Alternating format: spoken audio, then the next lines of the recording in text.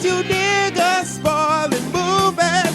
Yeah. Brandon Collins, that's me. And Justin Brown for your movie needs. Media popcorn. Woo! You haven't seen it, well, we're gonna spoil it. Spoil it in your face. That's your warning. So if you get pissed, it's all your fault.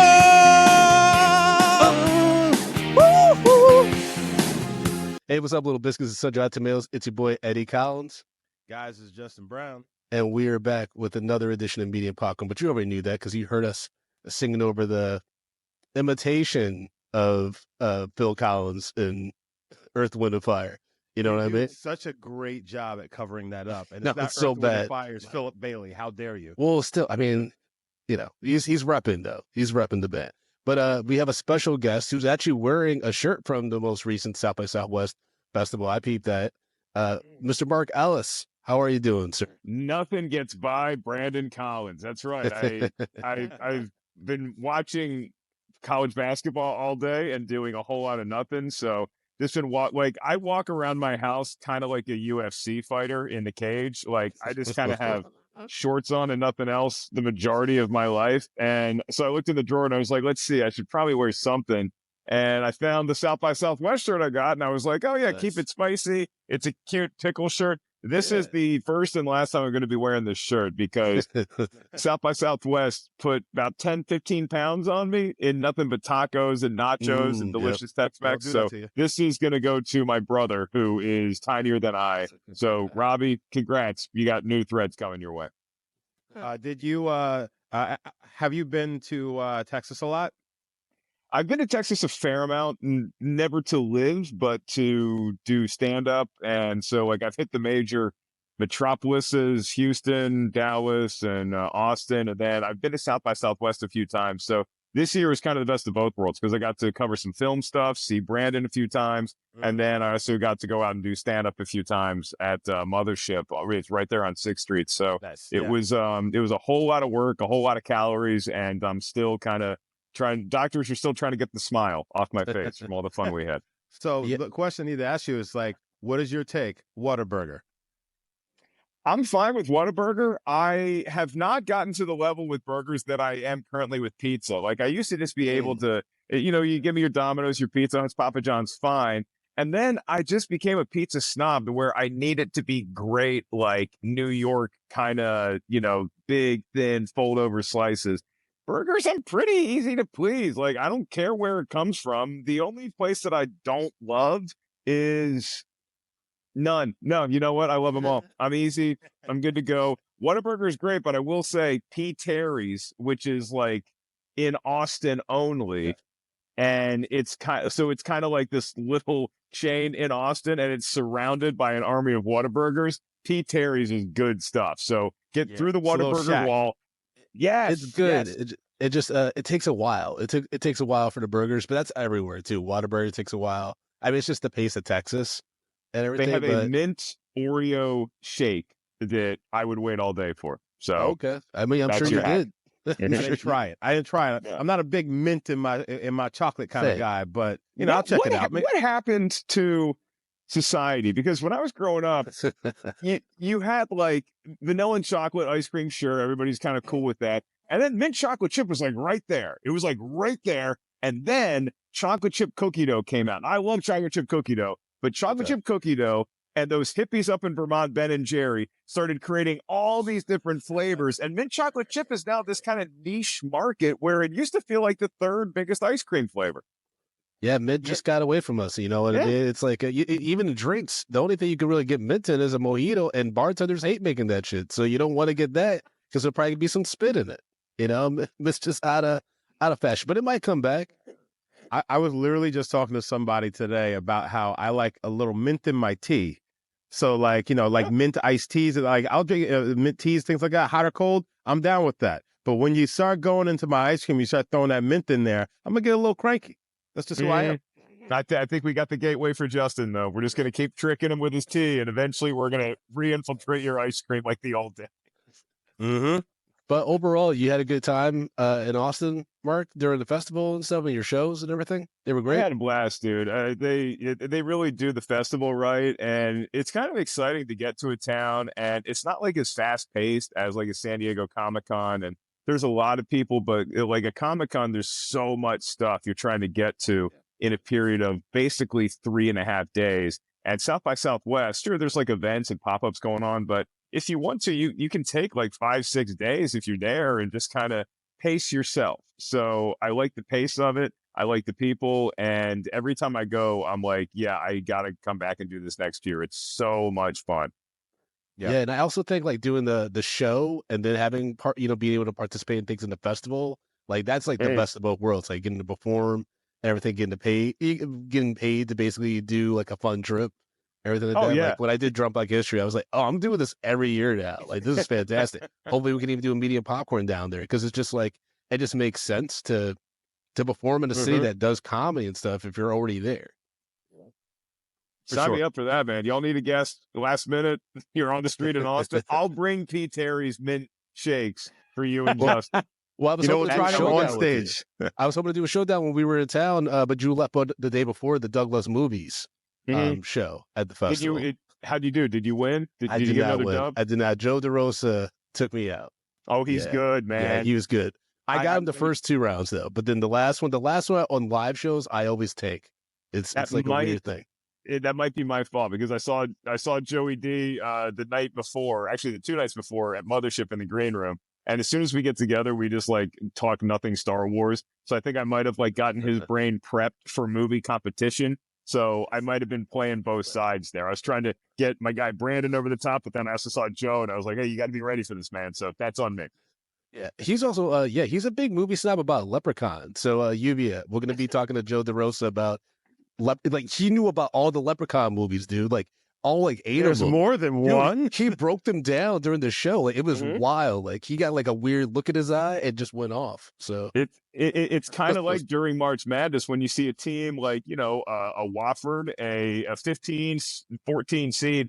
If that shooter who's deadly from 3 gets hot, they just get that look in their eye. And for DeRosa, I guess so. It's Leprechaun 1, it's Leprechaun 2, and then Leprechaun went to the Hood.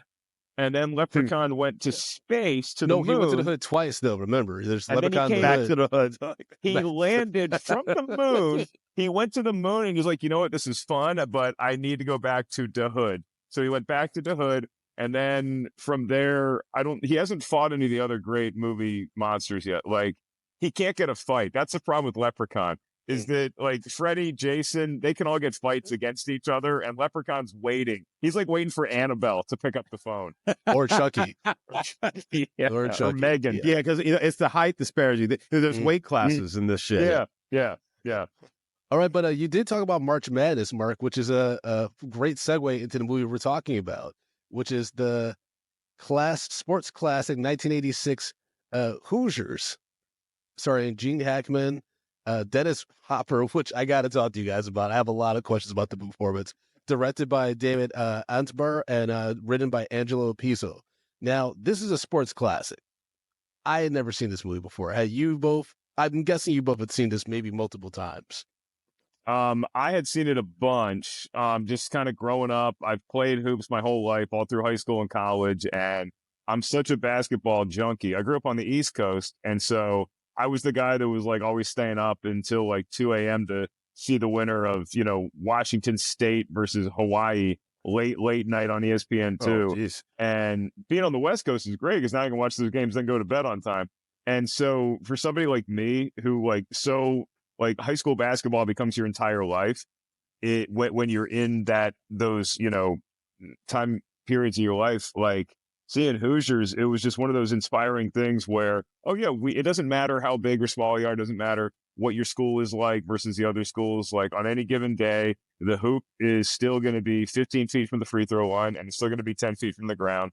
And that classic scene where Hackman gets out the tape measure before the state finals, it's like, anybody can do this on any given day. You can become Cinderella. So there's a lot of interesting things to talk about with this movie. Parts of it hold up great.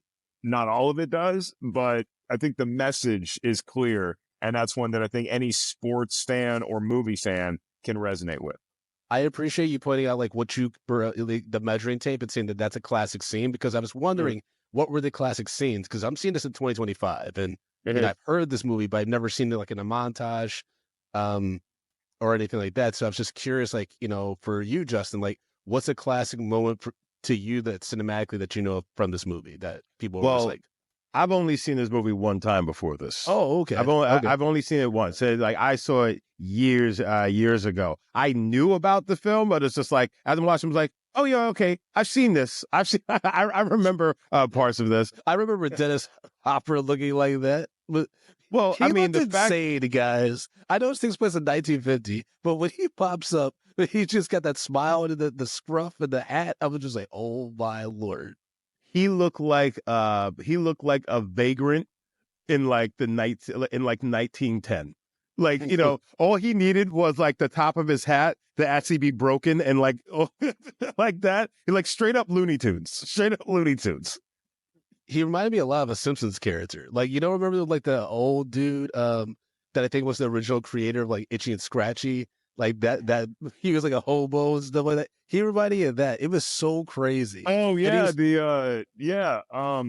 but then he's also got a lot of Barney Gumble to him, where like, he's the town drunk, he's the town fool. He's sort of like, if you can compare this movie to Shakespeare, he's a little like the John Falstaff archetype, where everybody, kind of looks down or laughs at him and doesn't give him a chance. But like, if John Falstaff knew a crap ton about hoops, that's kind of who he is in this movie. And like the fun thing is, and I was reading a bunch of interviews with Gene Hackman right after he passed away not too long ago, and he was saying that like him and Dennis Hopper, when they were making Hoosiers, they were kind of just like laughing at themselves, because they're like, this movie is going to kill our careers. Like what are we doing making this movie? And it ends up being a classic. Well, I mean, if you think about it, like, right, like it actually works. Dennis Hopper and Gene Hackman have great chemistry, and their scenes actually work despite how unhinged and creepy Dennis Hopper's character is, right? And how he appears, right? And just their interactions. And, there's a world where this could have gone sideways, and these performances are thought of as cuckoo bananas and completely off the mark. But they kind of hit the right notes. Just when it's teetering on a parody, they somehow make it work. Even though Gene Hackman is a little passive when he's confronted about beating up that kid. He's like, yeah, man, I don't know how that happened, but let's talk about something else. Hold on. It's the 80s, baby. Who didn't beat kids up in the 80s? This movie takes place in the 50s. This is true. That's true. But I'm saying he hit the kid in like the 40s. So like, there's a little bit of frontier justice going on. We don't know what the kid said to Hackman, but I got to take Hackman's side on this one. That kid probably mouthed off and didn't do the 4 passes like Gene Hackman's rule is, and he got clocked for it. So you know what? Sorry, kid who went to Ithaca College. Maybe respect your coach a little more next time. There you go. I'm with it. I love when Myra revealed the article to him, and he's just like, "How'd you get that?" Like he just like, holy shit! Because this is before a lot. Like this is before like, technology to find stuff very quickly. Like she had to go looking very, very like deep. She went to another town to their library to find that article. And she's the love interest. Like she hates this man. It's so weird. Technically, yes, she's the love interest, but the Hickory population, if you have a pulse, you are pretty much in the running to be the love interest. And true. I mean, poor Barbara Hershey's character, it's like you have her who is just, she's so kind of like passive aggressive, angry at herself for staying in this town, but she's also angry at everybody else for being exactly who they should be in this town. And she clearly doesn't have a lot of options. So even when a guy who's probably 20 years her senior comes to town with this checkered past, she's like, you're better than Dennis Hopper. So I guess you are going to make a life of this. Yeah, she is. I mean, he is, because Dennis Hopper's living in squalor and like he's like, at first from the exterior, it looked like a decent house. He was like, hey, what you doing here? I got my shotgun. Come on to my house. And then you get inside, it's just holes everywhere. Like the spot's layer. He's just like, yeah, it gets kind of rough here in the winter, but it's all right. Like, Brandon, have you been to Indiana? Yeah. Dude, And that this was is Hickory, nuts. man. This is like the smallest of the small towns. And so Yes. I do love the line that there's a couple things I forgot rewatching this movie this week. And one of them is when a couple times the townsfolk reference how Hickory, most maps don't even have Hickory on the map. Like you have to work just to find this place. It's not like the library in Deerfield that's like 20 miles that way. Like this is hard to even acknowledge as a township. And then you have a basketball team that barely has enough players to field a squad. And Yep. how are they going to go against these, legendary? Because Indiana, Such a it crazy story. always had basketball as its blood. And I think that this was the perfect time for this movie to be made. Because even though it's very loosely based on a true story, the team that it's based on, I think it's like Milan High School or something like that, they ended up winning the championship, but they returned most of their players from the year before. They had a full team. I think They were doing well. They went like 19-2 in the regular season. So like they had a lot of juice going into like the regionals and state. But this story being told and being released in 1986, this movie came out in the height of Larry Bird versus Magic in the NBA. So everybody knew who these superstars were, and they knew the legend of Larry Bird coming from French Lick, which is a tiny nothing town back then in Indiana. He put the town on the map. He put Indiana State basketball on the map, carrying them to the Final Four in the national championship game in '79. So you were at your all-time high of willing to suspend any disbelief that you had in any part of this story, because Larry Bird was arguably the best basketball player in the world at that point. Yeah, and he came out of this. This is in a way kind of his story. He's I Jimmy appreciate Chitwood. that context. Like I didn't put two and two together. Now you're telling me about like the time in which they came out, because the biggest question I had was also like in learning the historical, the accuracy of this team and everything. You find out the team was very well integrated racially, and like they just like basically not basically, it is an all white team, but then they play at the end of the championships against an integrated team, and you're like, well, okay, I guess there's no black people at the school, but then you saw a black person in the band for the Hickory team. I was like, what the fuck? But yeah, it's just he wasn't well liked. No, like that dude had to be in the band. Like that's he needs He's like, I don't play this instrument because I like Coltrane for a weapon. The thing is, though, like my biggest issue with this movie is the biggest issue I also have with another film that I love watching, and that's Field of Dreams. So in Field of Dreams, I love the movie. At the end, I still get misty-eyed when he wants to play catch, all that stuff. You're telling me that even in the afterlife, these racist white players from the 1920s still are not going to invite any black folks to play with them? You got Satchel Paige, you got Josh Gibson up there in heaven just chilling, and they're like, oh, why don't you guys go to Nebraska to that cornfield? We're going to go play in Iowa. It's like we can't finally have the integrated baseball that we always wanted to see, how somebody like Babe Ruth would stack up against Satchel Paige. Like, we can't have that. It's wild. I've been doing a quick aside. I've been doing a lot of research in the Negro Leagues, and it's just wild how like the white money makers basically who were like the power brokers of this stuff. They're basically like they saw some of the Negroes teams and they're like, nope, we can't integrate this, because they saw. I remember one of them commented on a Negro caught the balls with his bare hands. He had no gloves. And that just terrified them. They're like, he's catching fastballs with his hands. They're mongrels, I tell you. He's like, they're not on this earth.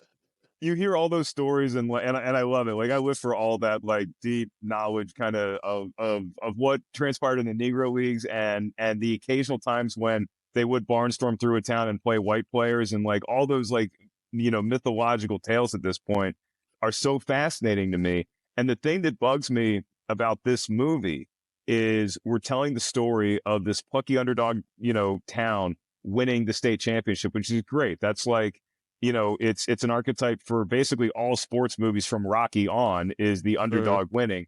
But you're telling me that a white team from Indiana in 1952 had a tougher time getting by in day-to-day life than the black team in Indiana in the 1950s. You're telling me that there was no struggle going on with that black team, maybe stuff happening racially that they were coming up against that maybe presented a hurdle for them that might have been even bigger than the lack of athleticism displayed by Hickory. Mark, listen, Coach Norman had to deal with a lot of issues. You know, he had to deal with the town saying, we don't do things like that, you hippie. And he had to deal with a love interest who hated him so much, but he beat that her she wanted down. to fuck him. That's the, you know, hate and love, they are strong emotions, Brandon.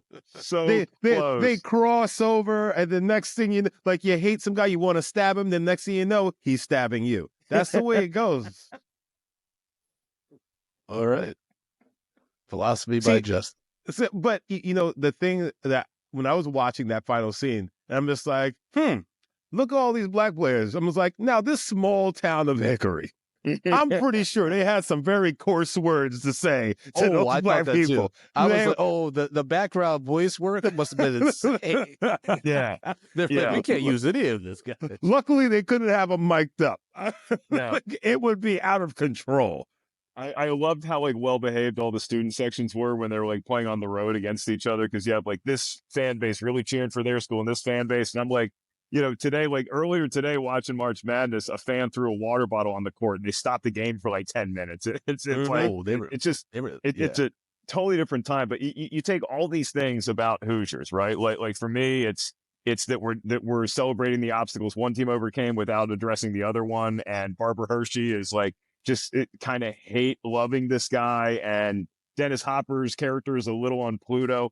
But the thing that keeps this movie together is Gene Hackman, and the things that we love Gene Hackman for as an actor come to play so hard in this movie. He is such a grounded, believable presence where I never once felt like he was acting in a scene. I felt like that was the real dude who showed up to this town, and he's got all this stuff happening around him. And just like he has to coach the team, he has to be the one to anchor this entire story and make it believable. And his greatness allows him to do that. So he, in a way, he's not unlike Jimmy Chitwood in this movie, or like Larry Bird for the Indiana State team. He is carrying this movie on his back.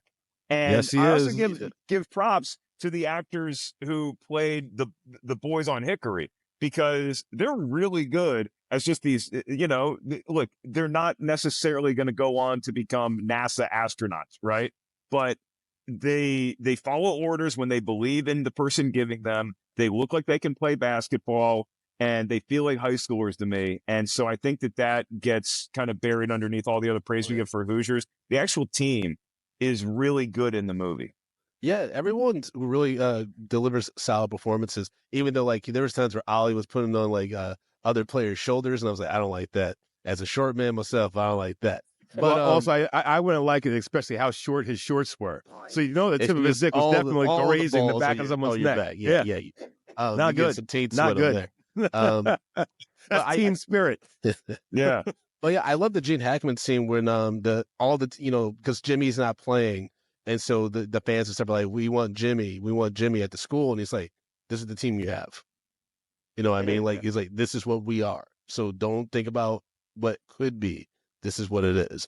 I love when he had moments like that, like just like, hey, this is our situation. And I bought that he would actually want to give Dennis Hopper's character a chance, right? Like I bought that, like it wasn't just like a plot device that they're using, like they're just going through the motions of those scenes. Like I got that he was like, oh no, Shooter has got some great ideas. It's just he's belligerent, right? Well, I mean, because at the same time, he's been given a chance. Because no one else was going to give him a chance. It was Hickory or bust. So, and his friend gave him a chance to coach there because he's beating kids. Yeah, he's beating kids. Them, Norman. Which, you know what? I'm gonna tell you right now, I would have been out of the job when I walked in and that kid is shooting around and say, "Hey, introduce me," and he just turns around and starts shooting. I'm like, "Oh, you don't play anymore." Immediately you're out of there. I get butthurt though. I get butthurt off disrespect. That kid would be out of there immediately. But on the shit list, day one. Yeah, his ruthless approach to coaching is something that I find still like attractive when I watch this movie. Is how no nonsense he is, not just with like the Hickory boys, but also with everybody else in the town who's like trying to strong arm him. He's like, no, I I'm a college basketball coach. I don't need this crap. Like, no. And I love how But feckless he the does town at the cop same is. time, Mark. He The does town need cop, it, though. he We needs don't. it, but like, He yeah, has I to mean, live. dude, he was in the Navy. Like, he's fine. He's gonna be fine somewhere. But the town cop, like in every scene the town cop is in, he's getting shown the door. Like this guy Yep. has literally no power. When he barged in the locker room and was screaming, and Get they're the like, hell out of here. "Say it." Like, kick him out. He's wearing his uniform, and he's the only one holding a piece in the whole scene. And they're like, no. And he's like, sorry, my bad, sorry, coach. You're right, coach. You're right. Yeah, Gene Hackman was very commanding in this role, and I get why it's like a classic Gene Hackman performance. Dennis Hopper was actually nominated for the performance of a shooter, Best Supporting Actor. Really? Yes, he was. Nuts. I thought that too, and then I was like, maybe it was a weak year, but I can see Dennis Hopper being charming on like the award circuit and getting the momentum to get a nomination. You know what I mean? Yeah, What came and out also this year?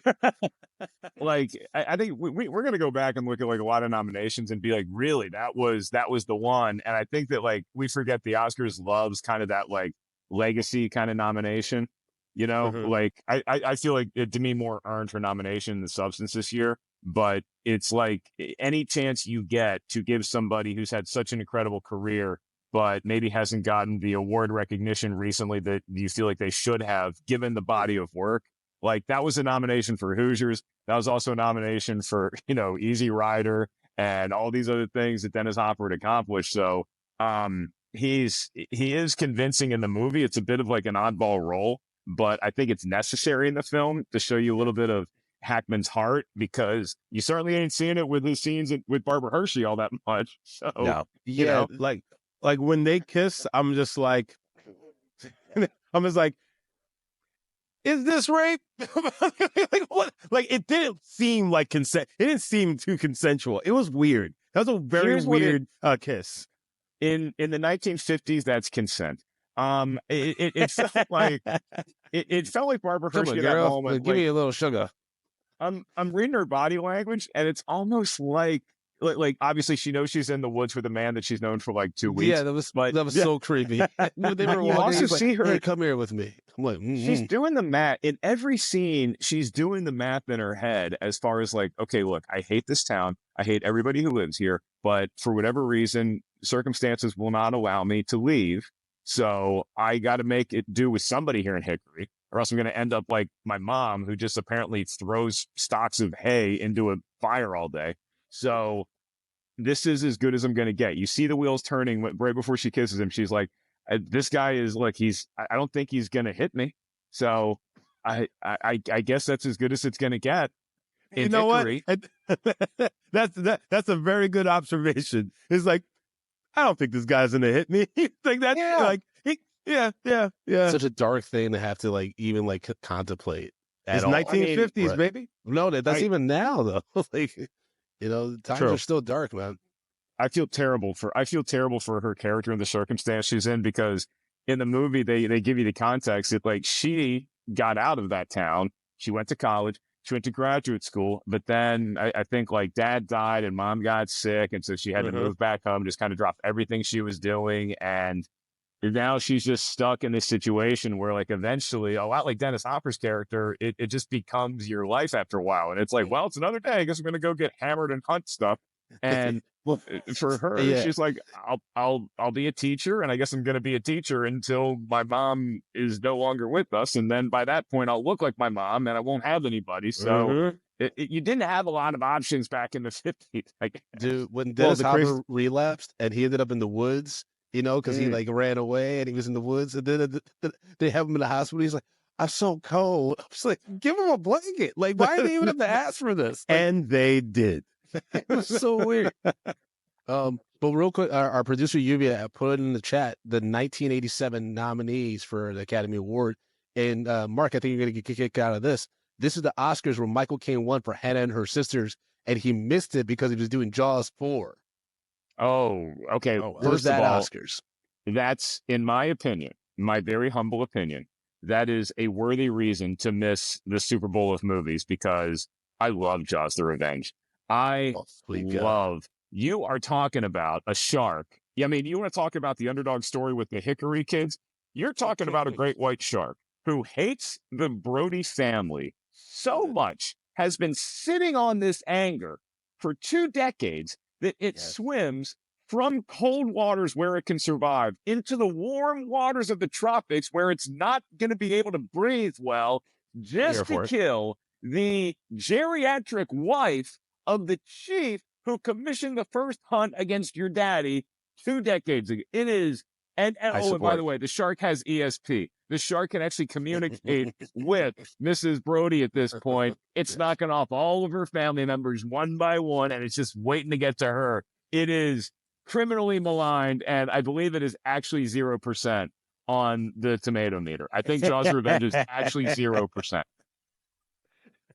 Oh man, some movies are just so crazy. You gotta love them. You gotta love them. Well, now we know what movie to bring. Yep, she even said in the chat, we know which movie to bring Mark back for to review. But the other nominees against Dennis Hopper in 1987 were Delholm Elliott for A Room with a View. Never heard of that. Willem Dafoe for Platoon. Makes sense.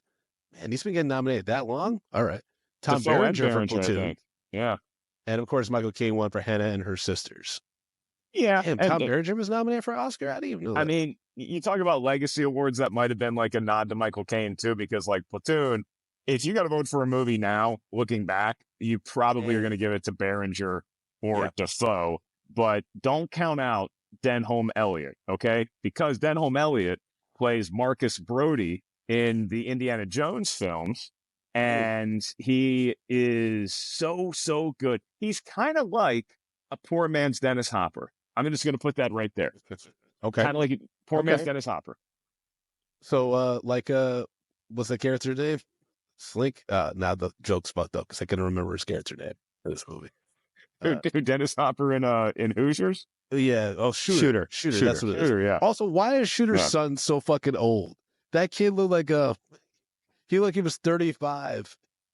He's like, oh, I see what you're doing with my dad, but it ain't gonna work. He gonna because make himself. He lives on a farm, and he's probably working every fucking day. Dusk until dawn, and then he goes to school on top of that. That's what he has lived a hardened life in his 17, 18 years on this earth. That's fair. That's farm age, man.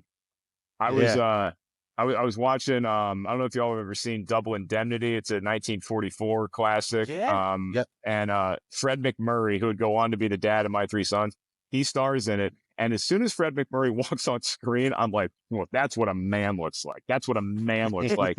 He was 10 years younger than me when he filmed that movie, and he comes on screen, and I'm like, that's my dad. Like people just got old and they got mature quick back in the day. All right. I'm in my 40s and I'm walking around my house in nothing but tank tops and board shorts. That's not the way it used to be. All right. If I was on this show in the 1950s, I'd have like a top hat and like a pipe, and I'd be reading the paper and like yelling at one of my 9 kids to shut the hell up because I'm on this newfangled device I don't understand. Like, they had to grow up fast back in Hickory. Yeah, that's true. I mean, his dad's the town drunk. We don't see mom at all, right? Nah, she's so we don't know what's really his home situation. She left. So where's this kid living? She left. Yeah. What's he living in the squalor where house? The library is. Oh, well, because she runs the library. His dad, he's like, I'm gonna get us a house for both of us, and I was just like, where's this kid living? Like, what's his situation? But he's probably just just doing his own thing. I mean, because like when his dad comes in, what's up? What does that even mean in 1951? Like, where do you go to do your own thing? He could be actually helping out somebody else on their farm. He could be, being most likely, and just like in a way, kind of got adopted by another family, another mouth to feed, but he's working it off. Here's the thing, though. Gene Hackman wants to win so bad that he actually risks shooting himself in the romantic foot, because Gene Hackman goes to Shooter and he's like, hey, I want you to be my assistant coach. You know everything about the teams we're playing, but you got to get sober. The next scene is the game, and we see Dennis Hopper sober. He probably got a good night's sleep. He put on his one nice suit. He combed his hair. He showered. He walks in that gym, and all of a sudden, Barbara Hershey's like, no, who is this guy? we got another potential like bachelor here for me to give a rose to. So Gene Hackman playing with fire, because if sobriety takes the shooter, then Barbara Hershey could leave Hackman and go to Dennis Hopper. I did not see that. So like she was like, wait a sec, who the fuck? Wait, who's this handsome? Oh, that's fucking Shooter. Nah. Because through the old glasses. Because he's going through withdrawal. He definitely smells like peach schnapps and stuff still. Like he doesn't just waft away, you know. But I mean, I think he smelled more like urine and vomit. Well, yeah, because there's a scene where like Gene Hackman winces when he pops up, but yeah, and also he's not drinking fucking Bud Lights. He's drinking straight moonshine. Moonshine. Yeah, from his fucking shoe and stuff. He made me feel a lot better about my own nights when I drank too much, because me drinking too much is like, wow, I had all 6 Coors Lights, and he is like, I mean, this guy's going through a bottle and the sun is still up, and like Hackman meets him like an hour before the game. He offers the bottle to Hackman. You're like, you want to snort? Anytime an old guy offers you booze and he says you want to snort, run in the other direction. It's not a good sign. Run. You're not doing good. To that point, so this movie was edited. I do want to shout out the editor because their work was interesting. It's Carol Timothy O'Meara, because the pacing of this movie is wild, because there's some very sharp edits where you're like, wait, what just happened? Like, there's like a game montage where they're starting to do better, right? Shooter is getting sober, and then out of nowhere, just Gene Hackman's dunking his head into a sink. It's like, you gotta get clean. It's just like, what? It threw me off, man. Do it. He's waterboarding him. I'm like, what? And There's a moment before we found these punching kids. So I'm just like, is he an abusive coach? Like, yeah, it may just be Hackman getting a little too much Bobby Knight in him, you know? And to that point, just to briefly backtrack, I feel like that's the other reason why in 1986 audiences just accepted that this guy punched a kid and he feels bad and now he's over it. It's because so Bobby Knight was, peak Bobby Knight. He had won a couple national championships. He was still riding high at Indiana. And this is when 86 was probably the year that Knight's antics started to quietly sort of steal some of the headlines from his greatness as a basketball coach. That's when he started throwing chairs across the court and kicking basketballs into the stands. And so you just kind of tolerated that sort of belligerent behavior if they had won enough games for you. And the edit that always like kind of that shook me last night is one of my favorite scenes. And Brandon, if you were asking for like what's the real special moments in this movie, one of them is when Hackman gives his coaching playbook to Shooter because he gets kicked out of the game again. Dude gets jacked out of like 11 games this season, and Shooter calls the play. And he needs a minute. And he's like, all right, yeah, and we're gonna run the picket fence. And then they do it and they win the game. And I love that moment because it's a guy who's the ultimate underdog. He's been cast out and now he's in this pressure position and he does the job of coaching the boys up. But there's a scene before that when Hackman gets kicked out and he gives it to Shooter and Shooter just completely chokes and they cut away from it. And you don't know what happens. It's like, wait, who won the game? Yeah. Yep. There was moments where you're like, wait, where am I? Like, let me center myself. I wanted to know their record. I wanted to know their record for them to get into the championship because it seemed like they lost a fair amount of games up top. That's a with the new great strategy. Point, Justin. I had no idea. After 6 games, I had no idea what this team's record was. They could be 5-1 or they could be 1-5. I had no idea. Or they could have been 0-6. And it seemed like they were 0-6. Gene Hackman, like, even when they were winning, he would come back and be like, "Oh man, we're gonna get the weekend off, guys." But it's just got like, a lot of work to do. Well, look, I think my favorite sports movie of all time is White Men Can't Jump. I love the original, right? Yes, I didn't watch the other one. It'd be so funny. He was like, Jack Harlow really killed that shit. Yeah, I mean, look, I love Woody Harrelson, but did you see Harlow? No, the original. And like most basketball movies made since Hoosiers, I think they at least let you know if the team won said game or not. And maybe that's just the culture we're in now is like everybody's in the sports documentary world where we need to know all the facts. And like, as you're watching a documentary unfold, it tells you who won this game and all this stuff. And there's kind of a romantic, dreamy quality to Hoosiers where I could see this movie ending with Gene Hackman waking up in jail the next day. And he got thrown in jail for hitting the kid he was coaching in college. And he had this dream fantasy of moving with a small and saving the day because he was so upset that he ruined his coaching career forevermore by punching a kid he didn't like. So his mind just dreamed this Disney fantasy of what it would be like. What's so wild about that plot? You're a wild man, Mark. Dude, what's so wild about that plot point is it's like kind of like glossed over pretty quickly. She's like, you punched the kid, and he's like, yeah, man, like I don't even know what that was. Like, can we talk about yesterday? This dinner. Like, Gene is like, I don't even want to talk about it. Like, I don't know what the fuck. Hey, kids get punched every day, B. You'll be all right. I'll survive. And the way they were in the woods. I might have hit a kid. Anyway, you see that trail? You want to see where it goes? That's what I'm saying. Like, she brought this up when they're in like the woods, and she's like confronting him with this article, and he's just like, "How'd you find that?" I was like, "Is he gonna kill her? Like, this is gonna take a turn." Wait a second. When she approached him, he had his head on the fucking on like the fence. He was just standing there out there with his head on the fence, just like shaking. And she walks up behind him. He's like, oh, well, there you are. What was going on when she showed up?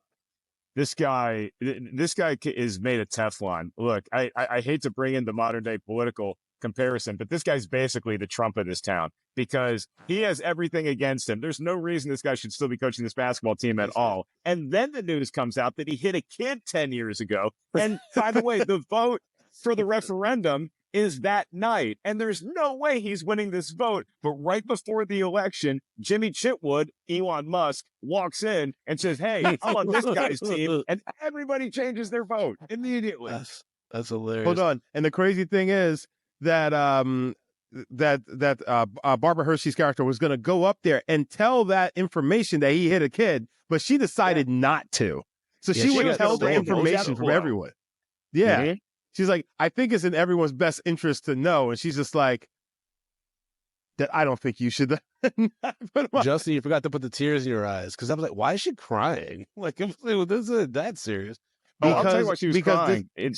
She got on stage and she's about to reveal the truth about this coach. Then she looks at literally every breathing male in the town, and she's like, "I can't do that this. That's my only option." Jeez. All right, like I have to retract my statement. Yeah. Well, also on top of that, this is the 1950s. Men do not say "I'm sorry." They do not say "I regret."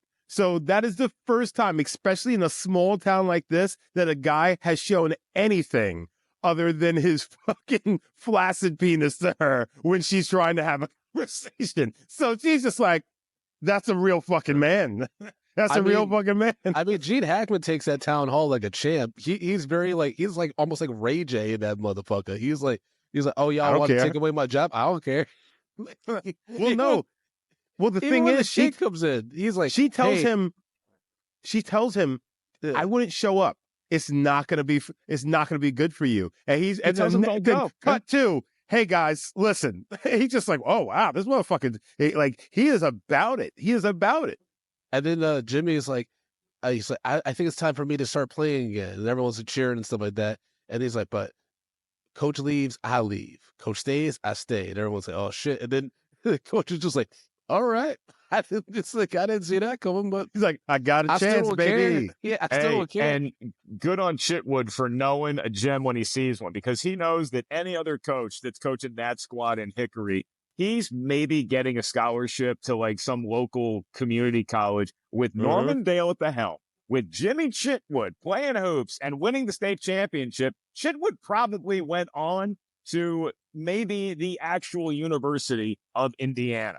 Like, if this is today, that conversation killed me, by the way, watching it, because there's a conversation in the film where they're talking about Jimmy's future, and Barbara Hershey's character Myra, she's like, look, don't even ask him if he wants to play basketball. He's a really smart kid. I think I can get him a scholarship. And Gene Hackman is like doing everything he can to not blow a gasket. He's like, do you know they give scholarships for basketball like everywhere in the world? And do you know this kid is great at it? And I'm thinking with today's brain, I'm like, do you have any idea how much NIL money is waiting for Jimmy Chitwood wherever he goes to school? This kid's going to be making millions of dollars. If you don't even think about him or yourself, think about the town of Hickory. This thing is going to be a tourist destination because that kid has that kind of talent. So let the kid play, make the kid play basketball.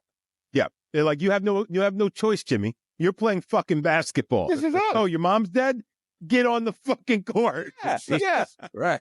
Oh, you want to write poetry? Well, this is a farm town. So either hit the plow or go shoot hoops. Who do you All right.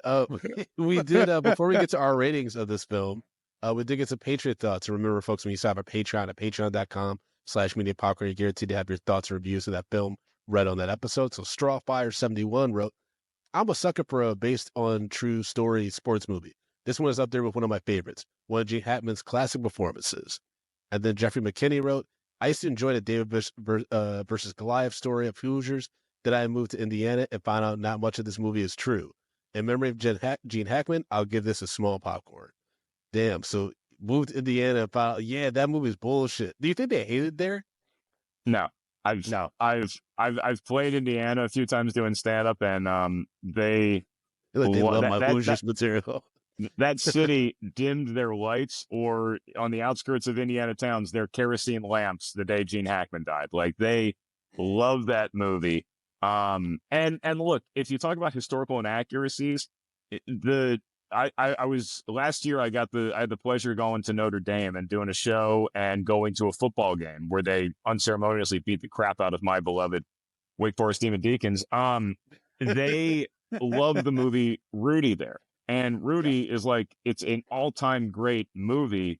You know, as far as like a sports fantasy film goes, most of it is not grounded in reality, but it still gives you the feels, and the music's on, and you have those classic scenes, and it's just like, you kind of forget that it has to play by the reality playbook, and you just get wrapped up in this world of this could happen, and look at the potential inside all of us kind of stuff. So I give a lot of sports movies a pass on stuff like that, including the other movie that Gene Hackman played a coach in that is very loosely based on a true story. So I'm from DC originally. I'm a huge Washington Now Commanders fan. The Replacements, starring Gene Hackman as the coach who comes out of retirement to coach Keanu Reeves as Shane Falco and this replacement group of players, because the real players are on strike. That's based on the 1987 NFL season. And Washington went on to win the Super Bowl that year. They won all 3 replacement games because Joe Gibbs is that good of a coach. So Gene Hackman also, again, when you watch The Replacements, most of it's not based in any reality, but there's just enough. If you're a sports fan and you love movies and you believe in the power of Gene Hackman, there's just enough to get you to buy in to the message of Hoosiers. I love that you mentioned the power of Gene Hackman, because the power of Gene Hackman is the thread in all sports. But to go back to Rudy, the crazy thing about Rudy and how much people rallied around that film is Rudy, like, it is so beyond truth. Like, he made people look like shit. Like, that movie couldn't be so much more false than it absolutely is. But it's still a great time. Sean Astin and the Magical Negro. You can't, young Vince Vaughn and Jon Favreau in there. Come on, man. Really? Yeah. But at the same time, Brandon, but I mean, to his point, Rudy, like, that guy made up so much shit. Like, well, I mean, why wouldn't you? It's not even funny. Wait, did the actual guy Rudy make it up, or the movie made it up? Yes. No. He was like nowhere close to any of that stuff. Yeah, the movie's kind of at the mercy of Rudy's memory, which it ain't quite what it used to be. And like the 2 pieces of information, it's because I'm sure you guys fly a lot for work and stuff. Like, you ever get seated next to somebody and usually I don't want to talk to anybody, but like, you just find like this great pocket of conversation. Like, you become new best friends for a couple hours. I was flying back to LA from that Notre Dame trip with a guy who went to Notre Dame and he played baseball there. And he was telling me like more factual inaccuracies. And he's like, the funniest thing about Rudy is that, and again, this is a guy who loves the movie because he went to Notre Dame and stuff. He might have gone to Notre Dame because of Rudy. He loves Rudy, but when they carry Rudy off at the end of the game, right, that Rudy got a chance to play and they carry him on their shoulders. And the end of the movie is like no other Notre Dame player has been carried off the field since then. That happened in real life. And I think the players were making fun of him.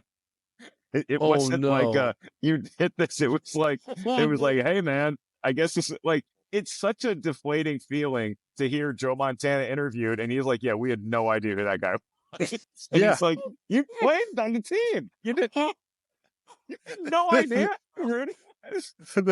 Brandon, that's Joe. Brandon, that's we gotta what do makes Rudy ASAP. We have to do Rudy. Brandon, Rudy, once you find out the history of Rudy, it's fucking nuts. Because this guy just made up everything. And he's just like, no, this is my story. Historically accurate. Well, you know, I appreciate that, but we're not talking about Rudy, guys. We're talking about Hoosiers. And I do want to go back to one thing about, you know, Gene Hackman being the glue for everything, because I do think that he's the glue that brings everything together. But apparently he was a source of tension on set, and his move only improved when Dennis Hopper arrived. And later on, Hackman would acknowledge that he was incorrect in his assessment of the film's potential success and his behavior on set. But this is one of several films now that we've talked about with Gene Hackman where he hasn't quite been the easiest person to work with.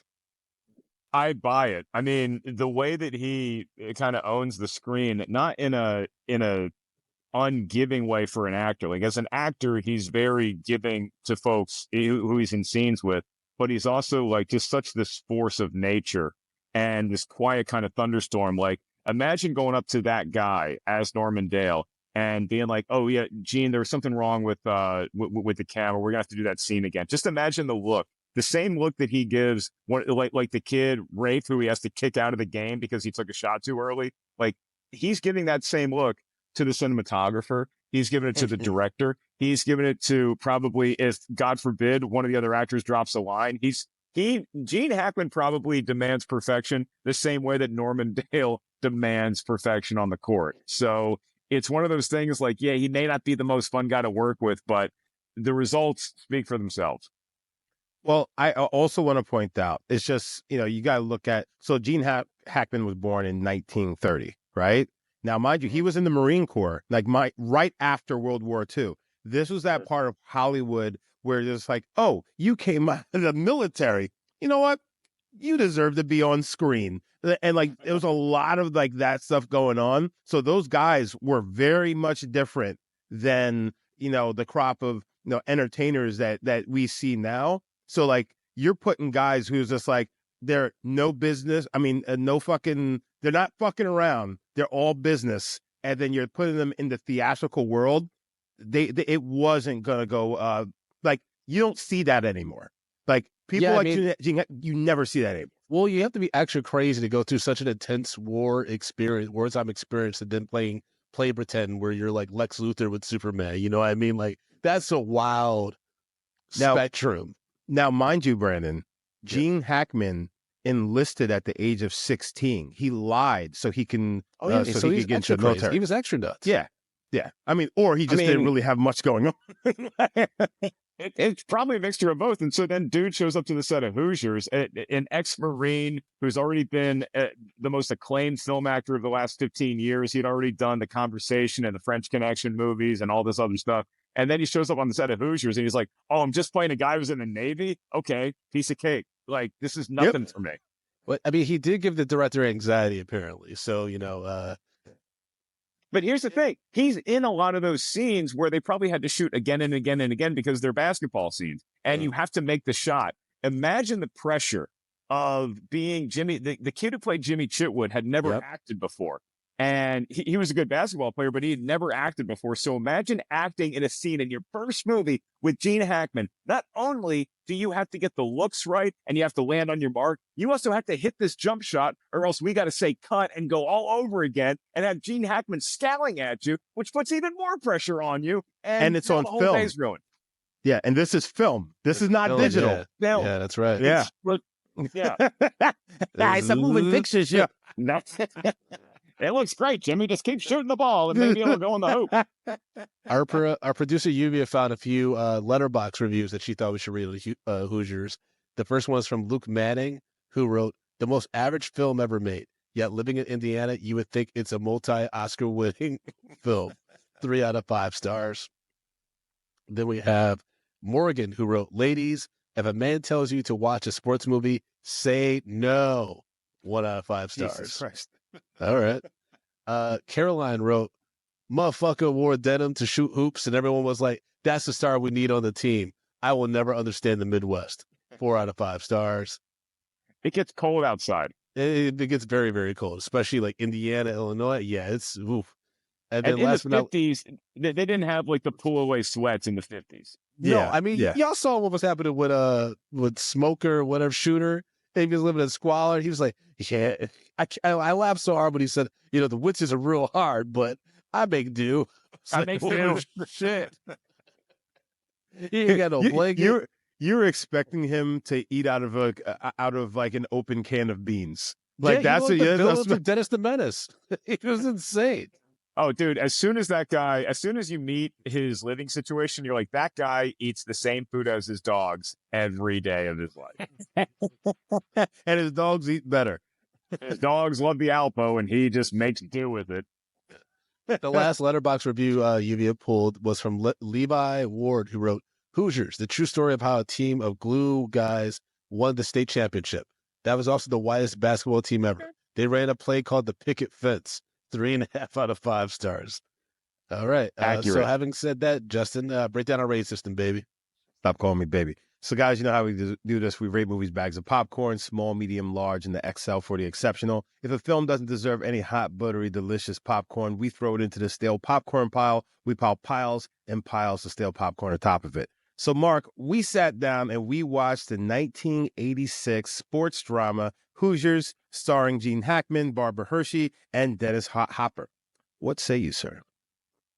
As a white basketball player myself, I am gonna have to give this movie I'm gonna go large popcorn for this movie. It's not a perfect film in the sense of cinema, but the way that it tells a story, the way that it has an all-time anchor in Gene Hackman, and the way that regardless of who you are, you can buy into this basketball team being massive underdogs, but also having the heart to defeat the odds in the midst of their own unathleticism, the town skepticism, all the other things that happened to you in high school and beyond that range from failing in your professional life to punching a kid in college. It all adds up to a film that features another winning performance from Gene Hackman and a believable group of kids that actually can hoop pretty well in basketball movie terms.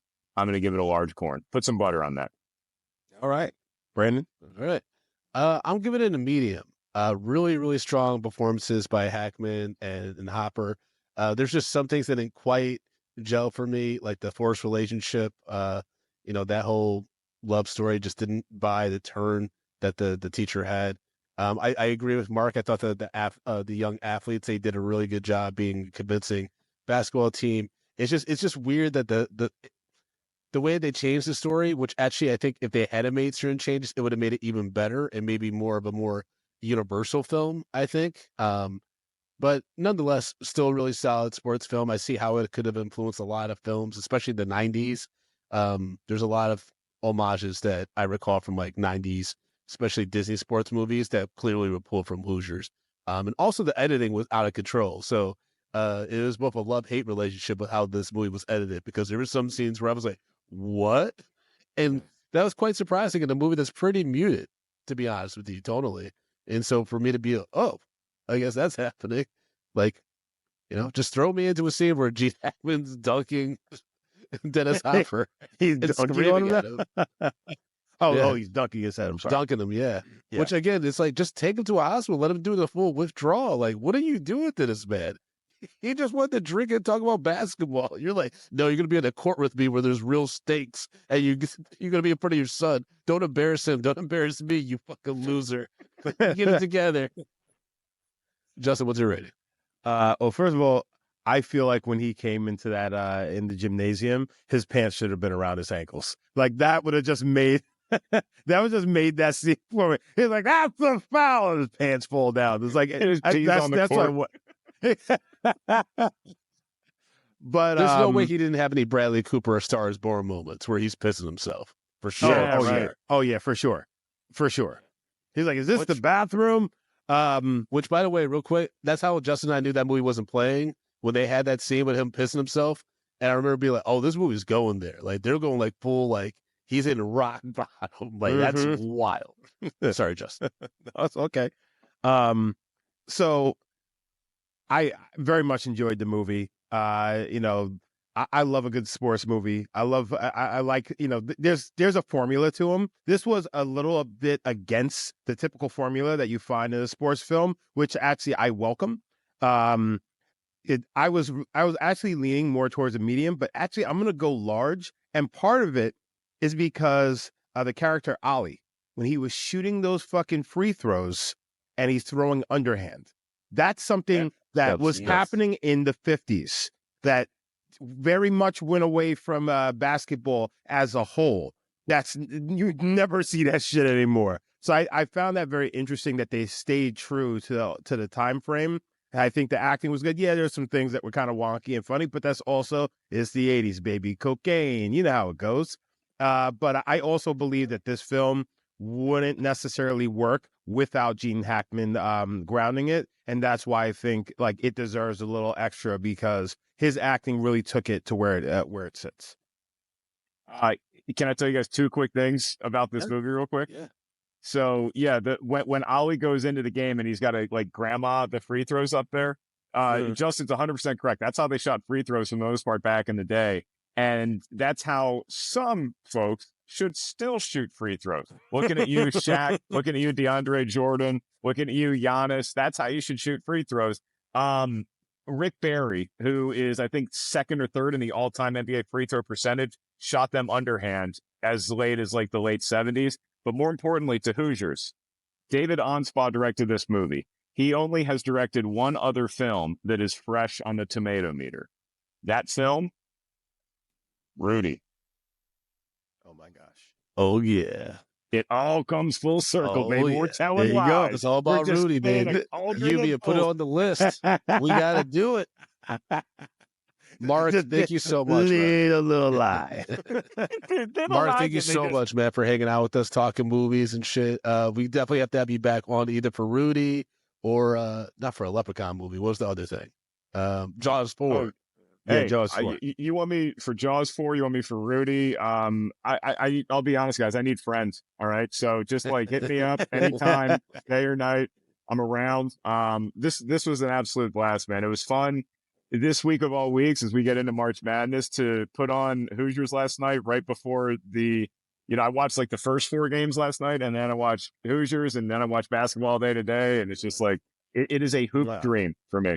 Thank you. Tell So the listeners- hold sorry. on, really quick before we go Yeah. there, I just want to say Mark is also extremely nice to be on the podcast with someone who actually does know sports, so I can actually give some sort of sport knowledge here, as opposed to sitting next to my little sister Brandon, who knows nothing. So it was a huge pleasure to be able to talk to another man. How dare on you this misgender me. podcast. Hey, we got your back, Brandon. All right. And Brandon, I want you to listen up. All right. When you're on tough times and you're living in that shack in the woods with your 2 dogs, Justin and I are going to need you to come help coach our basketball team. All Look right. forward to it. I mean, I'll probably. If anything, shoot underhand. Shoot underhand. And you two would purposely get kicked out of the game and be like, Brandon, you got to just chugging on a white Hennessy. Oh, Justin and I Blast. aren't showing up. Justin and I are driving to civilization. We're The not players are like- showing up to that game. Players, Mr. Collins, what do we do? Survive. Mark, tell the listeners how they can follow you and all your show dates that you got coming up, man. I've been locked out of my Twitter account for a couple of weeks. I don't think it's coming back anytime soon. So Instagram is the place. That and TikTok. It's at Mark Ellis Live. I'm going to have a slew of tour dates coming up in the summer and the fall. I'm going to be in Las Vegas next week. I'm going to be in Baltimore coming up soon. So got some cool tour dates, and just loving life, telling jokes and watching movies and getting to talk about it with folks like you. That's part of my day. Awesome, man. Folks, you can follow the show at MiniMP Podcast on all social media platforms. You can follow me at Frodo_Blackens on Instagram and Threads. Got some show dates coming up, including a 420 show in New York City and some more Drunk Black History dates. So all that's available at FrodoBlackens.com. And Justin, how can people follow you as well as support the show financially? They choose to do so, my brother. Well, guys, you can follow me at JBrownDinner on all the social media platforms, but you can support this show, be a part of this show, and make this show even better than it already is by going to Patreon, patreon.com/mediumpopcorn. We have $2, $5, $10, and $15 packages. Our entire backlog goes on the Patreon. We have a lot of bonus content. If you love this show, Patreon is where it's at. So again, it's patreon.com/mediumpopcorn. That's right. You get to interact with Justin and I, talk about movies and all kinds of weird shit. And you get insider access. We talked about that South by Southwest trip the whole time. Come fuck with us. Patreon.com/mediapopcorn. Thank you again, Mark, for doing the show. It's been a long time coming, and we definitely will have you back soon, man. Hey, great being with you guys. And next time we hang out in person, I'm going to offer you a bottle, and I'm going to say, hey, you want to snort? Jesus Christ. Alcoholic, say snort. That's the way. That's the way. All right. R.I.P., Mr. Hackman.